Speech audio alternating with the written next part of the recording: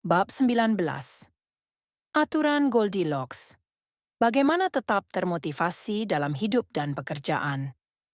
Pada 1955, Disneyland baru dibuka di Anaheim, California, ketika seorang anak 10 tahun datang dan meminta pekerjaan. Kala itu, undang-undang tenaga kerja masih longgar, dan si anak berusaha mendapatkan pekerjaan sebagai penjual buku panduan seharga $0,50 per eksemplar. Dalam setahun, ia dipindahkan ke toko sulap Disney, tempat ia belajar trik dari karyawan-karyawan yang lebih tua. Ia bereksperimen dengan lelucon dan memeragakan sulap sederhana di depan penonton. Tak lama kemudian, ia mendapati bahwa yang disukainya bukan pertunjukan sulap melainkan melawak secara umum. Ia menetapkan cita-cita menjadi pelawak.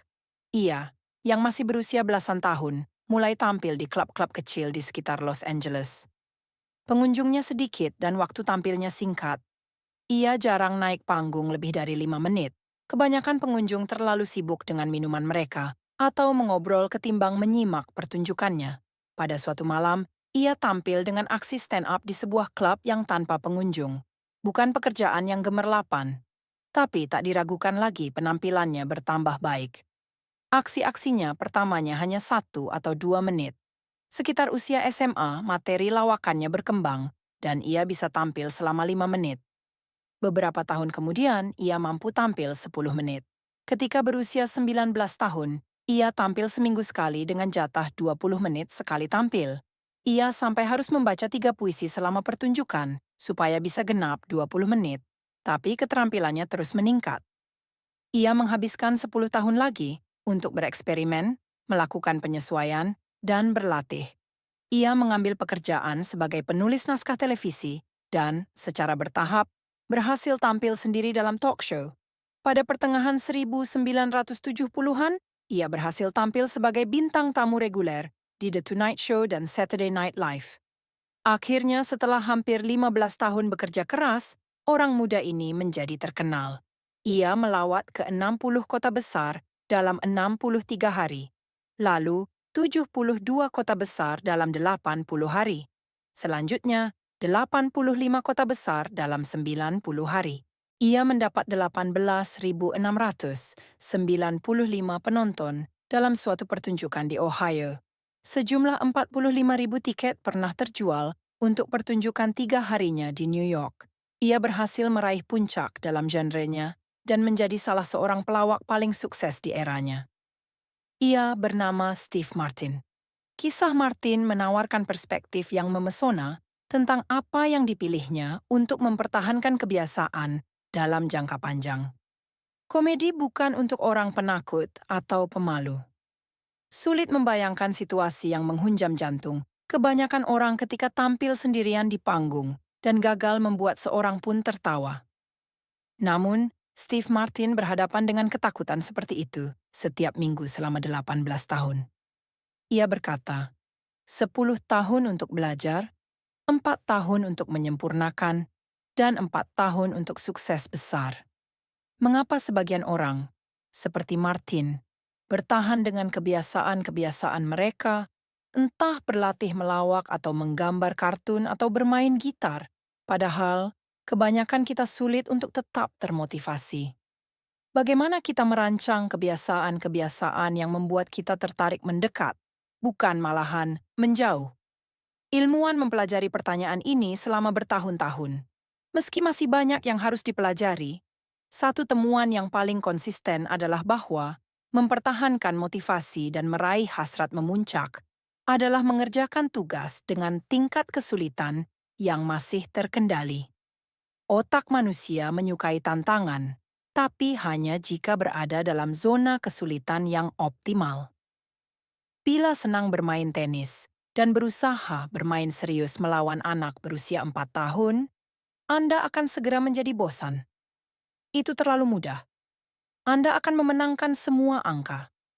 Sebaliknya, jika bermain melawan pemain profesional seperti Roger Federer atau Serena Williams, Anda akan dengan cepat kehilangan semangat karena pertandingan terlalu sulit. Sekarang pertimbangkan bermain tenis melawan orang yang setara. Selama pertandingan, Anda memenangkan beberapa angka dan kehilangan beberapa angka. Anda mempunyai peluang yang baik untuk menang, tapi hanya jika Anda sungguh berusaha. Fokus Anda menguat, perhatian Anda tak mudah teralihkan, dan Anda mendapati diri tertarik sepenuhnya pada apa yang sedang Anda lakukan. Ini tantangan, tapi dengan tingkat kesulitan yang masih terkendali dan merupakan contoh pertama untuk aturan Goldilocks.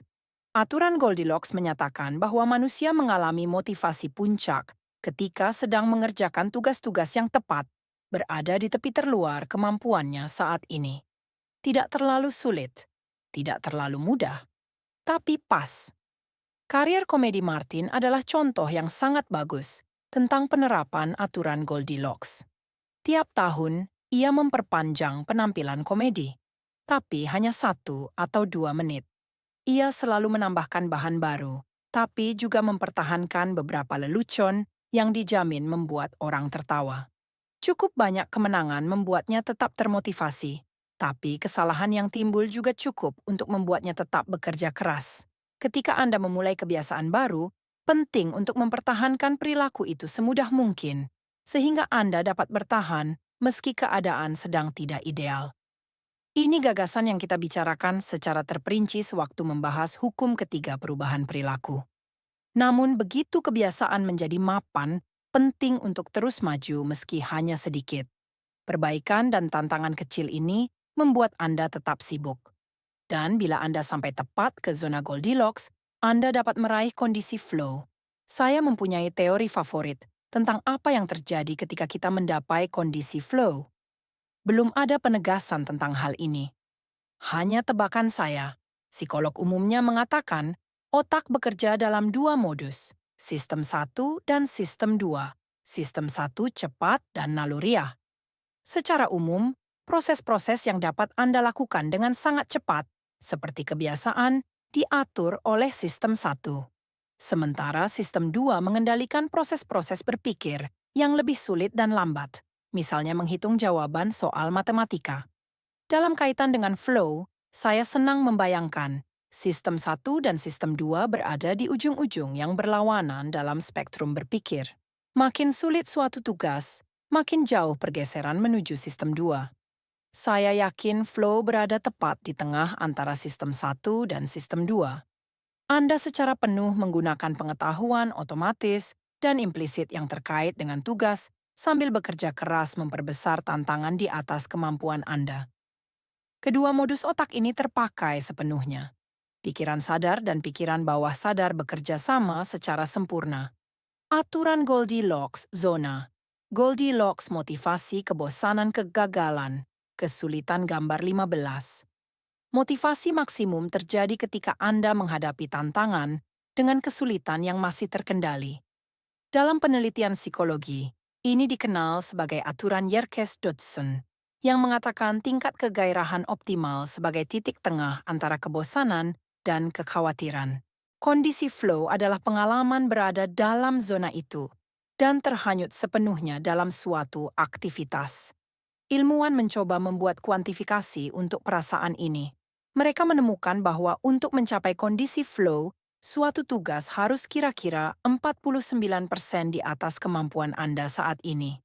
Dalam hidup nyata biasanya tidak layak melakukan kuantifikasi atas tingkat kesulitan suatu tindakan dengan cara ini, tapi gagasan pokok aturan Goldilocks tetap berlaku. Mengerjakan tantangan dengan tingkat kesulitan yang masih terkendali, sesuatu yang masih berada di batas kemampuan, agaknya sangatlah penting untuk mempertahankan motivasi. Perbaikan memerlukan keseimbangan yang sangat halus. Anda perlu secara teratur mencari tantangan yang mendorong Anda sampai ke batas, sambil terus meraih kemajuan yang cukup agar tetap termotivasi. Perilaku perlu tetap terasa baru, agar tetap menarik dan memuaskan. Tanpa keragaman, kita menjadi bosan. Dan kebosanan mungkin adalah musuh paling besar dalam melakukan penyempurnaan diri. Cara tetap berfokus ketika Anda bosan memperjuangkan sasaran Anda. Setelah karier bisbol saya berakhir, saya mencari cabang olahraga baru. Saya bergabung dengan tim angkat berat, dan suatu hari seorang pelatih terkenal mengunjungi sasana kami. Selama karirnya yang panjang, ia telah melatih ribuan atlet, termasuk sejumlah atlet Olimpiade. Saya memperkenalkan diri dan kami mulai berbincang tentang proses perbaikan. Apa perbedaan antara atlet terbaik dan semua orang lain? Tanya saya. Apa yang sesungguhnya dilakukan oleh orang sukses yang tidak dilakukan oleh kebanyakan orang? Ia menyebut faktor-faktor yang mungkin sudah Anda duga. Genetik, keberuntungan, bakat. Akan tetapi, kemudian ia mengatakan sesuatu yang tak saya duga.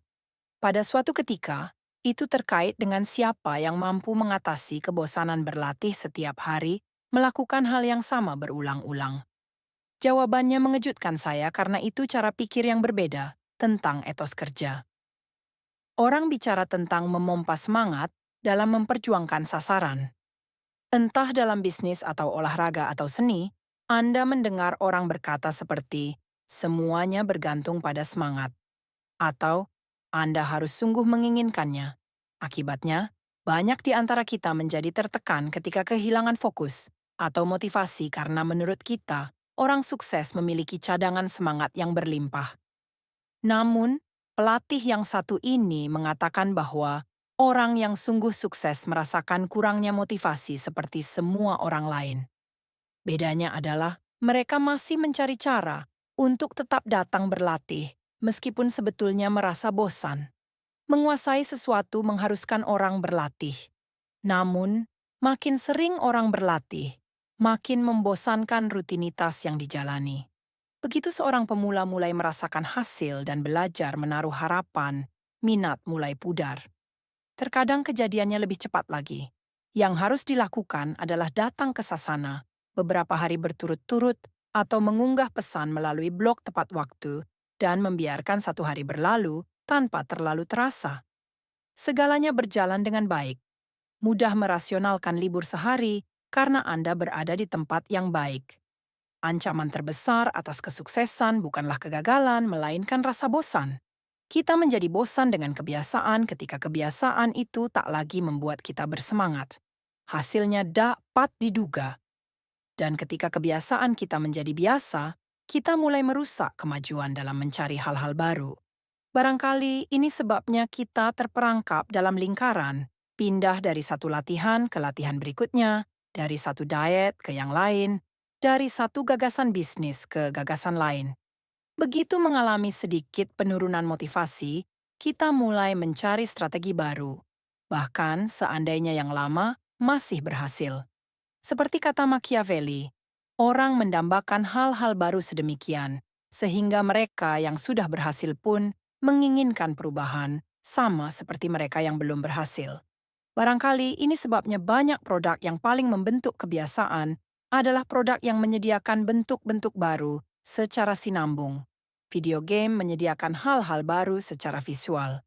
Pornografi menyediakan hal-hal baru secara seksual. Junk food menyediakan hal-hal baru dalam bidang kuliner. Tiap pengalaman ini menawarkan elemen-elemen kejutan yang berkelanjutan. Dalam psikologi, ini dikenal sebagai ganjaran yang berubah-ubah atau variable reward. Mesin koin atau slot machine adalah contoh paling umum di dunia nyata. Seorang penjudi sesekali meraih jackpot, tapi tidak dalam interval yang dapat diramalkan. Irama ganjaran berubah-ubah. Sifat berubah-ubah ini dapat menimbulkan lonjakan dopamin, meningkatkan daya ingat, dan mempercepat pembentukan kebiasaan. Ganjaran yang berubah-ubah tidak akan menciptakan gairah. Artinya, Anda tidak dapat memberikan kepada seseorang ganjaran yang tidak menarik, serta intervalnya pun bervariasi, namun berharap itu akan mengubah pikirannya. Tapi ganjaran seperti ini adalah cara yang dahsyat untuk menaikkan tingkat gairah yang sudah kita alami karena mengurangi kebosanan. Titik hasrat yang pas terjadi pada irisan 50/50 antara sukses dan gagal. Dalam setengah rentang waktu, Anda mendapatkan apa yang Anda inginkan. Dalam setengah rentang waktu, Anda tidak mendapatkan apa yang Anda inginkan. Yang Anda perlukan hanyalah kemenangan yang cukup untuk mengalami kepuasan dan cukup untuk ingin mengalami hasrat tersebut. Ini salah satu manfaat dari mengikuti aturan Goldilocks. Jika Anda sudah tertarik pada suatu kebiasaan, Melawan tantangan dengan kesulitan yang masih terkendali adalah cara yang baik untuk membuat sesuatu tetap menarik. Penemuan ganjaran yang berubah-ubah terjadi secara kebetulan. Pada suatu hari di laboratorium, psikolog Harvard terkenal B.F. Skinner sedang kehabisan makanan berbentuk pelet dalam suatu eksperimen dan membuatnya adalah proses yang sangat menghabiskan waktu karena ia harus membuat pelet secara manual dan menekannya menggunakan mesin. Situasi itu membuatnya bertanya kepada diri sendiri, mengapa setiap menekan tuas harus disertai tenaga. Ia memutuskan memberi makan tikus secara tidak beraturan dan, di luar dugaan, mengubah irama pemberian makanan, tidak mengurangi perilaku, malah meningkatkannya. Tentu saja, tidak semua kebiasaan memiliki komponen ganjaran yang bervariasi, dan Anda tidak ingin hal itu terjadi. Bila Google hanya kadang-kadang memberikan hasil pencarian yang berguna, saya seketika akan beralih ke pesaingnya. Kalau Uber hanya melayani setengah pemesanan saya ragu apakah saya masih akan menggunakan layanan itu. Dan kalau membersihkan gigi tiap malam, namun hanya kadang-kadang merasakan mulut yang bersih, rasanya saya akan meninggalkan kebiasaan itu. Dengan ganjaran yang berubah-ubah atau tidak ada kebiasaan yang untuk selamanya menarik. Pada suatu ketika, setiap orang menghadapi tantangan yang sama dalam perjalanan penyempurnaan diri. Anda harus bisa menerima bahwa kebosanan akan datang. Kita semua mempunyai sasaran yang ingin kita raih, serta cita-cita yang ingin kita penuhi, tapi tak peduli apa yang sedang Anda coba untuk lakukan dengan lebih baik. Jika Anda berjuang hanya ketika hal itu mudah atau sangat menarik, Anda tidak akan pernah cukup konsisten untuk meraih hasil-hasil yang luar biasa. Saya dapat menjamin bahwa seandainya Anda berusaha memulai suatu kebiasaan dan terus mempertahankannya, akan ada hari-hari ketika Anda merasa ingin berhenti.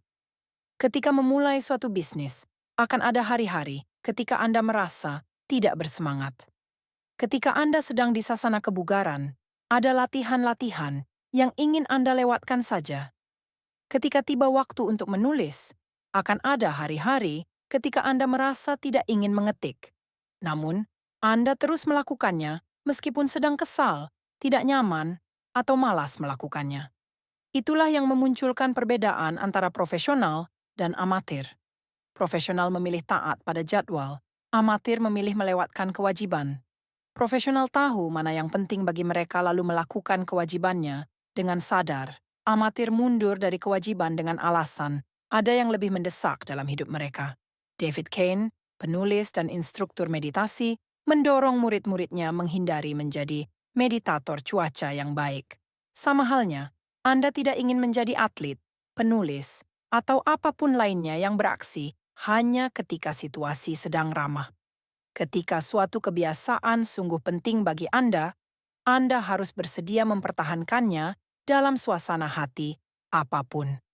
Profesional bertindak bahkan ketika suasana hati sedang tidak mendukung.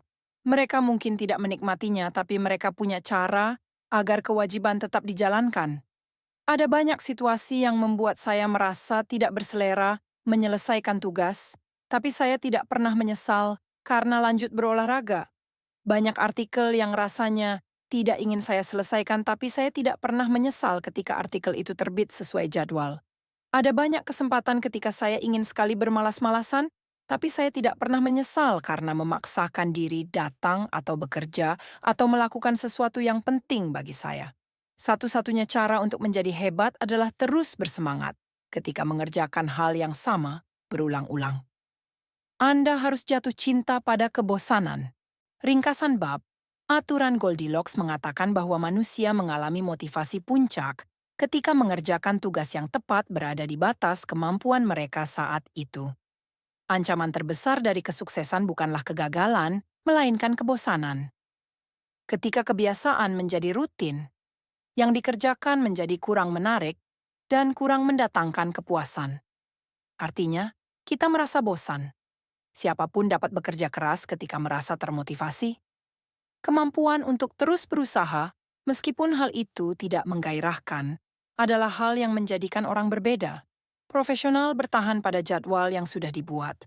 Amatir mencari alasan untuk melewatkannya.